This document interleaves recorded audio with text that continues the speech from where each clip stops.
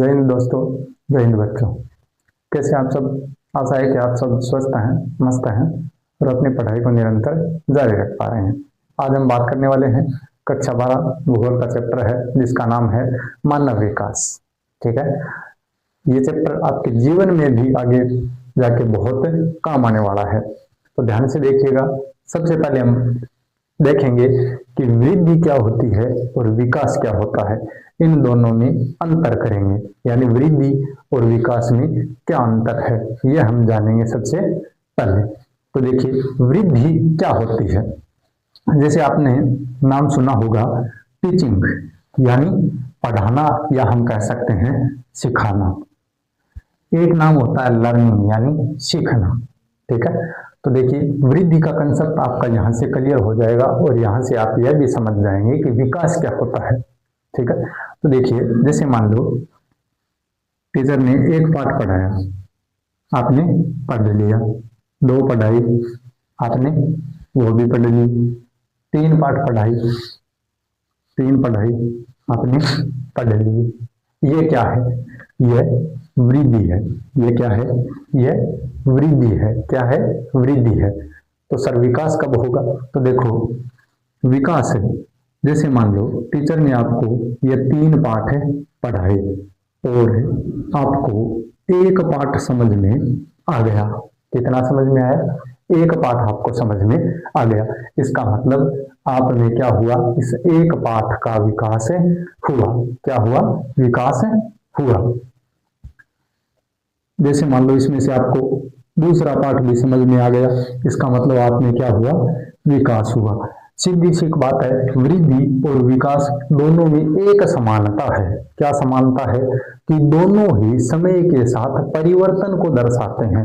क्या करते हैं? वृद्धि भी समय के साथ परिवर्तन को दर्शाती है, विकास भी समय के साथ परिवर्तन को दर्शाता है, लेकिन दोनों में परिवर्तन अलग अलग प्रकार के होते हैं।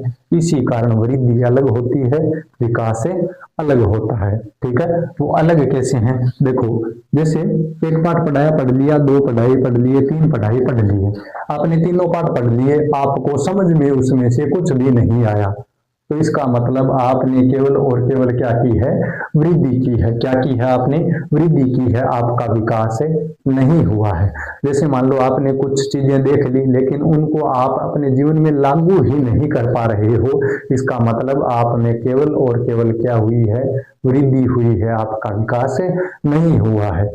जैसे हम भौगोलिक ज्योग्राफिकल तरीके से एक बार बात कर ले। जैसे मान लो आपका गांव है, आपका गांव है, यह आपका गांव है, यह है आपका गांव। अब इस गांव में जनसंख्या है, मान लो 5000 लोग निवास करते हैं। कितने लोग निवास करते हैं? 5000 लोग निवास करते हैं। अब आपके गांव की जनसंख्या 5000 से बढ़कर 6000 हो गई। कितनी हो गई? 6000 हो गई। लेकिन लोग जितने पहले गरीब थे उतने ही आज गरीब है। लोगों को उतनी ही शिक्षा अब मिल पा रही है जितनी पहले मिलती थी। लोगों का स्वास्थ्य उतना ही है जितना पहले था। इसका मतलब आपके गांव में केवल और केवल क्या हुई है? जनसंख्या में वृद्धि हुई है, विकास नहीं हुआ है। समझ में आई बात? विकास नहीं हुआ है। अब जैसे मान लो विकास कब होगा? जैसे मान लो गांव की जनसंख्या 5000 से बढ़कर कितनी हुई? 6000 हुई। अब जनसंख्या बढ़ने के साथ साथ अगर लोगों की मूलभूत आवश्यकताओं की पूर्ति भी होती है तो क्या होगा? तो विकास होगा। जैसे मान लो जनसंख्या 5000 से 6000 हुई, इससे लोगों को अच्छी शिक्षा मिलना शुरू हो गई, अस्पताल गांव में बन गया, लोगों का स्वास्थ्य है वो ठीक रहने लग गया, लोगों की जो क्रय शक्ति है वो बढ़ गई, यानी खरीदने की क्षमता बढ़ गई, या फिर आपके गांव की जो कच्ची गलियां थी वो पक्की हो गई। इसका मतलब वो क्या हुआ है? वो विकास हुआ है। तो समझ में आया होगा कि वृद्धि क्या है, विकास क्या है। तो देखो, वृद्धि को मैं माप रहा हूं, किस में माप रहा हूं? वृद्धि को हम माप सकते हैं, जनसंख्या 5000 से 6000 हो गई। जैसे मान लो आपका वजन 40 केजी था। कितना था? 40 केजी था। अब आपका वजन 45 केजी हो गया या 50 केजी हो गया, तो ये आप में क्या हुई है? ये आप में वृद्धि हुई है। जैसे मान लो आज आपकी आयु 15 वर्ष है, आपकी आयु 15 वर्ष है, लेकिन आपका दिमाग एक बच्चे के जैसा है। इसका मतलब केवल और केवल आपने क्या की है? वृद्धि की है, आप में विकास नहीं हुआ है। और यदि आपकी आयु 15 वर्ष है और आपका दिमाग 15 वर्ष के बच्चे के जितना काम करता है, इसका मतलब वृद्धि के साथ साथ आपने क्या किया है? विकास भी किया है। तो ये मूल अंतर होते हैं वृद्धि और विकास में। अब हम इनको लिखेंगे, कैसे लिखेंगे? तो देखो, वृद्धि को हम माप सकते हैं। कैसे माप सकते हैं? 40 केजी, 45 केजी, 50 केजी, गांव की जनसंख्या 5000 से 6000, आयु 15 वर्ष से 20 वर्ष, 25 वर्ष। तो ये क्या है? ये मात्रा है। ये क्या है? मात्रा है। मात्रात्मक परिवर्तन होता है। कैसा परिवर्तन? मात्रात्मक परिवर्तन। वृद्धि कैसा परिवर्तन है? तो वृद्धि मात्रात्मक परिवर्तन है। कैसा परिवर्तन है? मात्रात्मक। वृद्धि मात्रात्मक परिवर्तन है। अब विकास, क्या आप कह सकते हो कि आज मैंने 3 किलो पढ़ाई की? कह सकते हैं। या फिर आप ऐसा कह सकते हैं कि मेरे गांव में 5 किलोमीटर विकास हुआ? कह सकते हो? नहीं कह सकते। इसका मतलब विकास को मापा नहीं जा सकता। विकास को केवल और केवल क्या किया जा सकता है? अनुभव किया जा सकता है। यानी ये केवल और केवल किस में परिवर्तन दर्शाता है? गुणात्मक। तो विकास कैसा परिवर्तन है? गुणात्मक परिवर्तन। क्या बताया था मैंने कि वृद्धि और विकास दोनों ही समय के साथ परिवर्तन को दर्शाते हैं, लेकिन दोनों में अलग अलग प्रकार के परिवर्तन होते हैं। जैसे वृद्धि में कैसा परिवर्तन? मात्रात्मक परिवर्तन हो तो हम उसे कहेंगे वृद्धि, लेकिन अगर परिवर्तन गुणात्मक हो तो उसे हम कहेंगे विकास। जैसे मान लो आपको शिक्षा, पहले क्वालिटी नहीं थी शिक्षा में, लेकिन अब शिक्षा के अंदर क्वालिटी आने लगी है, तो हम कह सकते हैं वो विकास है। जैसे मान लो पहले गांव में अस्पताल नहीं थे, आज गांव में अस्पताल मिल गए, वहां पर डॉक्टर रहते हैं और वो आपके स्वास्थ्य की अच्छी देखभाल भी करते हैं। तो वो क्या है? वो गुणात्मक परिवर्तन है और वो आपका विकास है। आई समझ में? तो मानव का विकास क्या है? तो मानव का विकास यही है, आयु के साथ अगर व्यक्ति का दिमाग अच्छे से विकसित हो, उसका समाज के अंदर व्यवहार अच्छा हो, उसमें नैतिकता आए, वो समाज के पक्षों को समझे, उसे राजनीतिक स्वतंत्रता हो, उसके विकल्पों में वृद्धि हो, तो वो सब के सब क्या है? वो सब के सब मानव विकास है। ठीक है। तो वृद्धि मात्रात्मक परिवर्तन है, विकास गुणात्मक परिवर्तन है। अब आपको यह अंतर रटने की आवश्यकता नहीं है। वृद्धि को आप माप सकते हैं कि नहीं माप सकते? मात्रात्मक परिवर्तन है। आपका वजन मान लो आज 50 केजी है, आने वाले दिनों में आपका वजन 55 केजी हो जाए, तो वो कैसा परिवर्तन हुआ? वो मात्रात्मक परिवर्तन हुआ। जैसे मान लो आज आपने पढ़ाई शुरू की, आज से 6 महीने बाद आपको भूगोल के सारे चैप्टर याद हो गए, आपको सारे चैप्टर समझ में आ गए, तो वो कैसा परिवर्तन है? वो आपका गुणात्मक परिवर्तन है। आप तोलकर उसको नहीं बता सकते कि मेरे 5 किलो पाठ याद है या मेरे को 5 किलोमीटर पर पाठ याद है। तो वो कैसा परिवर्तन है? वो केवल गुणात्मक परिवर्तन है। उसको आप केवल अनुभव कर सकते हो, उसको आप माप नहीं सकते। तो आप ये भी लिख सकते हो इसमें कि वृद्धि को मापा जा सकता है। वृद्धि को मापा जा सकता है, लेकिन विकास को मापा नहीं जा सकता। उसको क्या किया जा सकता है? विकास को केवल और केवल अनुभव किया जा सकता है। क्या किया जा सकता है? अनुभव किया जा सकता है। और क्या कह सकते हैं हम? अब देखो, वृद्धि जैसे मान लो आज आपका वजन 50 केजी है, क्या गारंटी है कि 12 महीने बाद भी आपका वजन 50 केजी होगा या 2 साल बाद आपका वजन 50 केजी होगा? हो सकता है वजन बढ़कर 55 केजी हो जाए या हो सकता है वजन घटकर 45 केजी भी हो जाए। यानी वृद्धि धनात्मक तथा ऋणात्मक दोनों प्रकार की हो सकती है। तो ये धनात्मक तथा ऋणात्मक हो सकती है। धनात्मक तथा ऋणात्मक हो सकती है। धनात्मक तथा ऋणात्मक हो सकती है। ठीक है। अब विकास केवल और केवल धनात्मक होता है। क्या आपको ये पाठ जो समझ में आए है, हो सकता है 5 दिन बाद आपको ये पाठ समझ में ना आए? ऐसा नहीं हो सकता। तो ये केवल और केवल क्या होगा? धनात्मक होगा। कैसा परिवर्तन होता है? धनात्मक परिवर्तन होता है। अब वृद्धि जो है, वृद्धि कुछ चीजों में वृद्धि समय के साथ साथ रुक भी जाती है। जैसे मान लो आपकी लंबाई में वृद्धि होना 18 से 19 वर्ष की आयु के बाद बंद हो जाएगी। तो ये क्या है? यह एक समय के बाद रुक जाती है। और विकास विकास जीवन पर्यंत चलता रहेगा। आप जीवन भर कुछ न कुछ नया सीखते रहेंगे। तो विकास जीवन पर्यंत चलने वाली प्रक्रिया है, जबकि वृद्धि है वो केवल परिपक्वता तक ही चलती है। आप या फिर आप यह कह सकते हो कि वृद्धि का क्षेत्र क्या होता है? वृद्धि का क्षेत्र सीमित होता है। क्या होता है? सीमित होता है। जबकि विकास का क्षेत्र क्या होता है? विकास का क्षेत्र व्यापक होता है। कैसा होता है? व्यापक होता है। आई बात समझ में? तो आशा है कि आपको वृद्धि और विकास समझ में आया होगा कि वृद्धि क्या होती है और विकास क्या होता है। सबसे पहले आपको यह अंतर समझ में आना चाहिए। ठीक है। अब हम बात करते हैं कि मानव विकास कहते किसे हैं। अगर पेपर में परिभाषा पूछ ली जाए कि मानव विकास क्या है, तो हम क्या लिखेंगे? तो देखिए, हम लिखेंगे मानव विकास में क्या लिखेंगे? मानव के सभी पक्षों का विकास। मानव के सभी पक्ष कौन कौन से? जैसे सामाजिक पक्ष है, राजनीतिक पक्ष है, शारीरिक पक्ष है, नैतिक पक्ष है। तो ये सारे के सारे क्या है? मानव के पक्ष है। इन सब पक्षों में अगर परिवर्तन हो, वो भी कैसा? सकारात्मक, या हम कह सकते हैं गुणात्मक परिवर्तन हो, तो उसे हम क्या कहेंगे?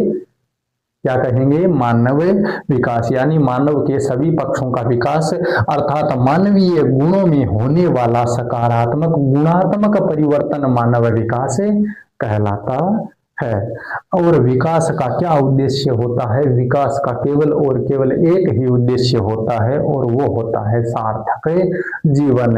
यानी विकास के पीछे उद्देश्य एक है। क्या उद्देश्य है?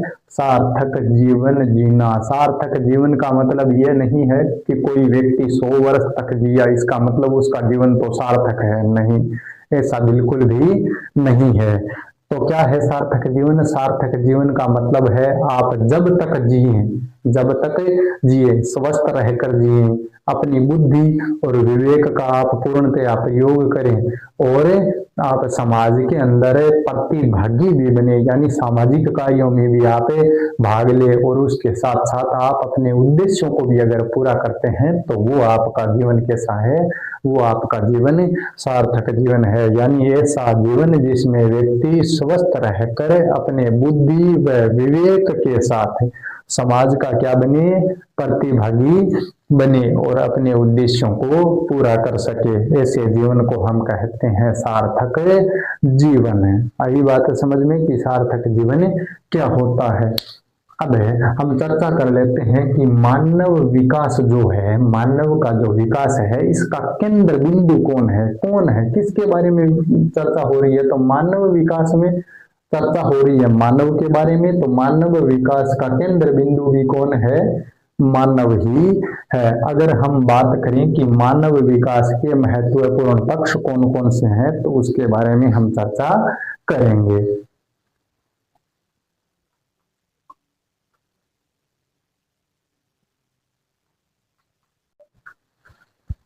तो अब हम बात करने वाले हैं मानव विकास के महत्वपूर्ण पक्ष कौन कौन से हैं, या मानव विकास के सूचक कौन कौन से हैं। तो मानव विकास के सूचक है शिक्षा, स्वास्थ्य और क्रय शक्ति। शिक्षा क्या है? यानी ज्ञान प्राप्त करना। स्वास्थ्य यानी दीर्घ और स्वस्थ जीवन। क्रय शक्ति यानी आपकी खरीदने की क्षमता कितनी है, यानी आप संसाधनों तक पहुंच कहां तक बना पा रहे हो, वो सब क्या है? वो क्रय शक्ति है। पहले क्या होता था? 1980-90 के दशक से पहले मानव विकास को वृद्धि ही माना जाता था। यानी अगर वृद्धि हो गई तो उसी को मानव का विकास मान लिया जाता था। लेकिन 1980-90 के दशक में आए एक अर्थशास्त्री जिनका नाम था डॉक्टर महबूब उल हक, उन्होंने एक ऐसी अवधारणा प्रस्तुत की कि भैया केवल वृद्धि है वो विकास नहीं कर सकती, जनसंख्या बढ़ने से विकास नहीं होगा। तो विकास किससे होगा? तो इन्होंने एक अपनी अवधारणा अलग से पेश की जिसे मानव विकास की अवधारणा के नाम से जाना गया। अब देखिए आपका ये जो पूरा चैप्टर है वो शिक्षा, स्वास्थ्य और क्रय शक्ति के इर्द गिर्द ही घूमता रहेगा। ये तीनों चीजें जो है वो अति महत्वपूर्ण रहने वाली है। तो शिक्षा का जो मापन है वो प्रौढ़ साक्षरता दर और सकल नामांकन अनुपात के आधार पर किया जाता है। यानी पहले नामांकन कितना होता था और आज की जो डेट है इसमें नामांकन कितना होता है, इन दोनों का जो अनुपात है इसी के आधार पर शिक्षा का मापन किया जाता है। इसके बारे में मैं विस्तृत चर्चा करूंगा आगे चलकर, केवल आप सुनते रहिए। स्वास्थ्य क्या है? तो स्वास्थ्य का जो मापन है वो जीवन प्रत्याशा के आधार पर किया जाता है। जीवन प्रत्याशा क्या है? यानी जन्म के समय व्यक्ति के जीवित रहने की आशा कितनी है वो जीवन प्रत्याशा है। और स्वास्थ्य का मापन जीवन प्रत्याशा के आधार पर ही किया जाता है। क्रय शक्ति का मतलब है संसाधनों तक पहुंच, यानी हम संसाधनों तक पहुंच कितनी बना पा रहे हैं। ठीक है, अब आगे जब हम यहाँ चर्चा करेंगे तो आपको पूरा क्लियर हो जाएगा कि ये तीनों चीजें है क्या। तो देखिए मानव विकास की अवधारणा कब आई? तो 1980-90 के दशक में मानव विकास की अवधारणा आई।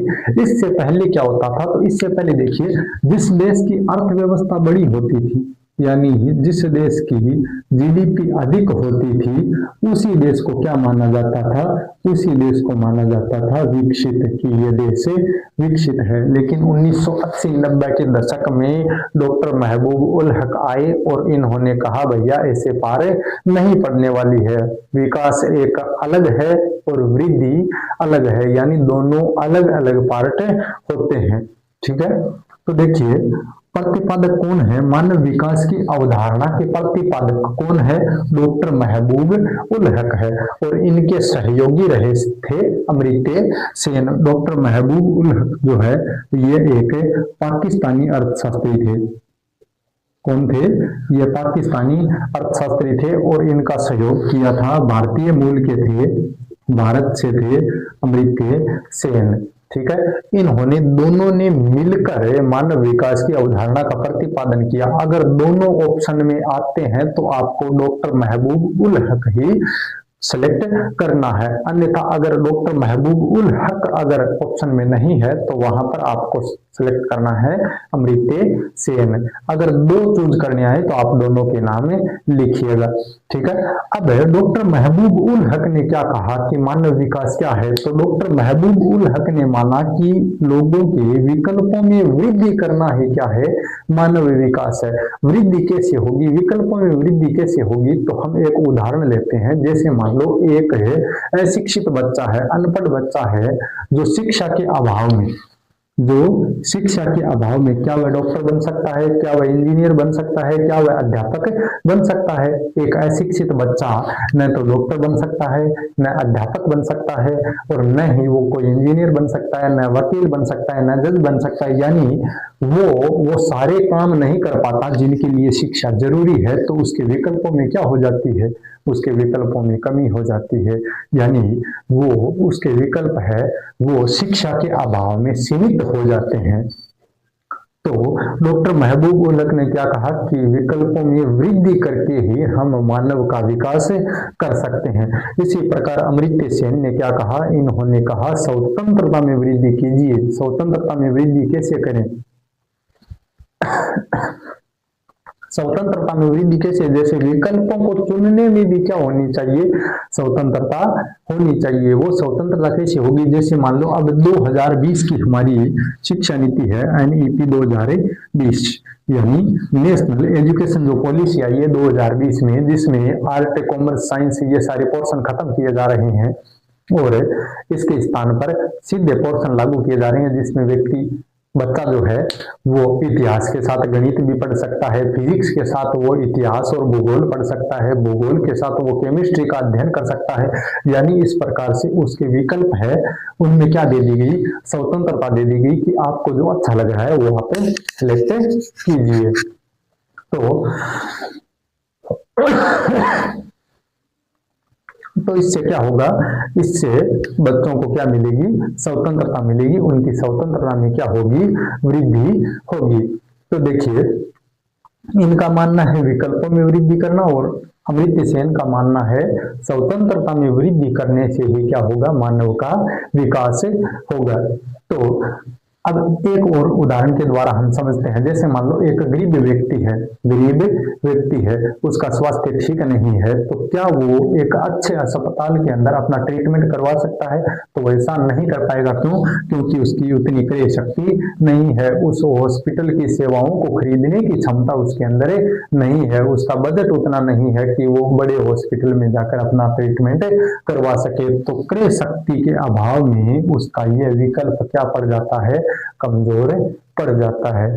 तो ये तीनों चीजें मानव विकास के लिए क्यों जरूरी है, और ये आपस में तीनों एक दूसरे से संबंधित भी है। जैसे मान लो कोई बच्चा डॉक्टर बनना चाहता है, डॉक्टर बनना चाहता है, लेकिन उसके पास पैसे नहीं है कि वो तैयारी कर सके, तो इस अभाव में उसे दूसरा विकल्प चुनना पड़ सकता है। आई बात समझ में? तो ये तीनों जो पक्ष है वो मानव विकास के लिए अति महत्वपूर्ण होते हैं। अब आपसे पूछा जाए अगर मानव विकास की अवधारणा किसने प्रस्तुत की, तो डॉक्टर महबूब उल हक ने की, और इनका सहयोग किया था प्रोफेसर अमर्त्य सेन से, जो भारत से बिलोंग करते थे। और अमर्त्य सेन का क्या मानना है कि मानव का विकास स्वतंत्रता में वृद्धि के द्वारा किया जा सकता है, और महबूब उल हक का मानना है कि मानव का विकास विकल्पों में वृद्धि के द्वारा किया जा सकता है। और ये अवधारणा कब आई? 1980-90 के दशक में यह अवधारणा प्रस्तुत की गई। अब कई बार पूछा जाता है मानव विकास मापन के सूचक कौन से हैं, तो यहाँ ध्यान दीजिएगा, मानव विकास के सूचक है ये केवल किसके सूचक हैं? विकास के सूचक हैं। ये किसके सूचक हैं? इसमें मानव के विकास को मापा जाता है। किस में मापा जाता है? एक तो है HDI और एक है HPI। HDI को इंग्लिश में कहा जाता है human development index. Human development index, human यानी मानव, डेवलपमेंट यानी विकास, और इंडेक्स यानी हो गया सूचकांक। HPI क्या है? ह्यूमन प्यूरिटी इंडेक्स, यानी मानव गरीबी सूचकांक। तो अब देखिए, कई बार प्रश्न पूछा जाता है कि मानव विकास सूचकांक क्या मापता है, तो यह मानव विकास सूचकांक मानव विकास के अंदर उपलब्धियों को मापता है, यानी उपलब्धियां कितनी अर्जित की है उनको मापता है। और HPI जो है यानी मानव गरीबी सूचकांक जो है वो मानव विकास में कमियों को मापता है। तो मानव विकास में कमियों का मापन कौन करता है? तो HPI करता है। और मानव विकास में उपलब्धियों का मापन कौन करता है? तो मानव विकास में उपलब्धियों का मापन HDI करता है। उम्मीद है कि आपको यह सब समझ में आया होगा। अब हम बात करेंगे आज के वीडियो में मानव विकास के स्तंभ कौन कौन से हैं, उनकी हम बातें करेंगे। तो मानव विकास के स्तंभ क्या है, इनके बारे में हम जानेंगे। तो अब हम बात करने वाले हैं मानव विकास के स्तंभों की। किसकी बात करने वाले हैं? मानव विकास के स्तंभों की। हमने बात की किनकी? मानव विकास के महत्वपूर्ण जो पक्ष होते हैं, जैसे शिक्षा है, स्वास्थ्य है, क्रय शक्ति है, या हम कहें संसाधनों तक पहुंच है, ये चीजें हैं। तो इनको प्राप्त कैसे किया जाए, इनको कैसे हम प्राप्त कर सकते हैं? तो इनके लिए प्राप्ति के लिए है मानव विकास के स्तंभ। यानी जैसे बड़ी से बड़ी इमारत जो होती है वो स्तंभों पर टिकी हुई होती है, उसी प्रकार मानव का जो विकास है वो भी पिलरों पर टिका हुआ है। और इसके कितने पिलर है? 4 पिलर है। मानव विकास के हम स्तंभ कह सकते हैं, या हम कह सकते हैं मानव विकास के घटक कह सकते हैं। तो ये 4 पिलर कौन कौन से हैं जिनके द्वारा हम शिक्षा, स्वास्थ्य और संसाधनों तक पहुंच बना सकते हैं? तो वो कौन कौन से हैं? तो उनमें से पहला हमारा पिलर आता है समता। समता क्या है? समता का मतलब है समान अवसर मिलना, यानी ऐसा न हो कि अवसर केवल एक ही वर्ग को मिलते जा रहे हैं। दूसरे वर्ग को किसी भी प्रकार के अवसर नहीं मिल पा रहे हैं। यानी जैसे हम ग्रामीण क्षेत्रों में देखते हैं कि लड़कियों को कम अवसर मिलते हैं, यानी उन्हें पढ़ाई के ज्यादा मौके नहीं मिल पाते हैं, लड़कों को अच्छे मौके मिलते भी हैं, लेकिन अवसरों में क्या होनी चाहिए, समानता होनी चाहिए। इसी से क्या होगा, मानव का विकास होगा। दूसरा आता है हमारा सतत पोषणीयता। सतत का मतलब होता है लगातार। आपने सतत पोषणीयता नाम शायद पहली बार सुना हो।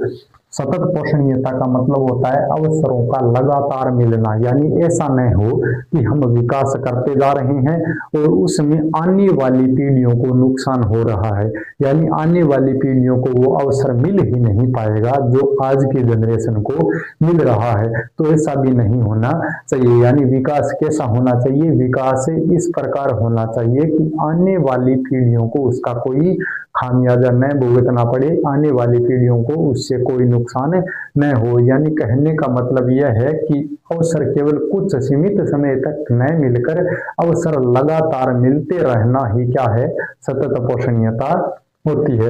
तीसरा है उत्पादकता। उत्पादकता का मतलब क्या है, कार्य क्षमता में वृद्धि होना। अब कार्य क्षमता में वृद्धि कब होगी, जब व्यक्ति शिक्षित होगा, उसकी क्रय शक्ति ठीक होगी, उसका स्वास्थ्य अच्छा होगा, तो उसकी कार्य क्षमता में भी क्या होगी, वृद्धि होगी। और चौथा है सशक्तिकरण, जो अत्यंत महत्वपूर्ण पक्ष होता है, या हम कह सकते हैं अत्यंत महत्वपूर्ण मानव विकास का स्तंभ होता है सशक्तिकरण। सशक्तिकरण का मतलब क्या होता है, सशक्तिकरण का मतलब होता है अवसरों को चुनने में क्या हो, स्वतंत्रता हो, या हम कह सकते हैं सभी व्यक्ति अपने उद्देश्यों को पूरा करने में सक्षम हो। ये कैसे हो पाएगा, जैसे मान लो आज आप एक डॉक्टर बनना चाह रहे हैं, लेकिन आपके पास उपलब्ध धनराशि नहीं है, तो भी आप क्या नहीं हो, आप सशक्त नहीं हो, आप उद्देश्य पूरा करने में सक्षम नहीं हो। इसके लिए गवर्नमेंट कई प्रकार की योजनाएं भी लेकर आती है, जिसमें सामाजिक रूप से पिछड़े हुए लोग या महिला सशक्तिकरण से जुड़ी हुई कुछ योजनाएं गवर्नमेंट चला रही है। तो इस प्रकार की योजनाएं जो है वो किसके लिए होती है, सशक्त बनाने के लिए होती है, ताकि लोगों को अवसरों को चुनने में क्या हो, स्वतंत्रता हो। जैसे मान लो एक व्यक्ति शिक्षित है, उसके पास अच्छा खासा ज्ञान भी है, लेकिन उसके पास लगाने के लिए धन नहीं है, या उसका स्वास्थ्य साथ नहीं दे रहा है, तो वो भी सशक्त नहीं है, वो उस कार्य को करने में सक्षम नहीं है। तो सभी अपने उद्देश्यों को पूरा करने में यदि सक्षम हो तो उसे हम क्या कहेंगे, उसे सशक्तिकरण कहेंगे। जैसे मान लो सक्षम है लेकिन उसका साथ नहीं दे रहा है, स्वास्थ्य साथ नहीं दे रहा है, यानी उसको अवसर चुनने में स्वतंत्रता नहीं है, या कोई व्यक्ति अपना डिसीजन स्वयं नहीं ले पा रहा है, तो वो भी सशक्तिकरण नहीं है। इसमें क्या होगा, इसमें स्वयं व्यक्ति अपना निर्णय खुद ले सके, उसी को क्या कहते हैं, उसी को सशक्तिकरण कहा जाता है। यानी सभी अपने उद्देश्यों को पूरा करने में क्या हो, सक्षम हो। यही क्या है, यही सशक्तिकरण है। ठीक है, आज के लिए बस इतना ही। मिलते हैं अगली वीडियो में जल्द ही। तब तक के लिए जय हिंद, जय भारत। आज का सेशन अगर अच्छा लगे तो वीडियो को लाइक कीजिए, ज़्यादा से ज़्यादा शेयर कीजिए और कमेंट कीजिए। और अगर आप हमारे चैनल पर नए हैं तो चैनल को सब्सक्राइब कर लीजिए। पढ़ते रहिए, मस्त रहिए, हंसते रहिए।